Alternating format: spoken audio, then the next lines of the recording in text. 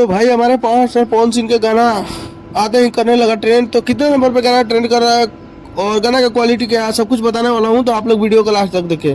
और बता दे भाई कि गाना ग्लोबल म्यूजिक जंक्शन पर रिलीज हुआ है, जो कि गाना का नाम है सलमान लाल, जो कि बहुत ही जबरदस्त गाना है। और पवन सिंह और क्वीन चार्ली का जोड़ी बहुत ही जबरदस्त लग रहा है। और गाने को लिखे रोशन सिंह विश्वास, जो कि म्यूजिक दिए प्रियांशु सिंह। और बात करें गाना 14 नंबर पर ट्रेंड कर रहा है और गाना काफ़ी ज़्यादा लोगों को पसंद आ रहा है। और जितने भाई गाने को देखे जो कि गाना कैसा लगा कमेंट करें, और जो भाई नहीं देखे तो जाके गाना को देखिए और चैनल को सब्सक्राइब कीजिए और लाइक कीजिए। तब तक मिलते हैं नेक्स्ट अपडेट के साथ, तब तक ओके बाय।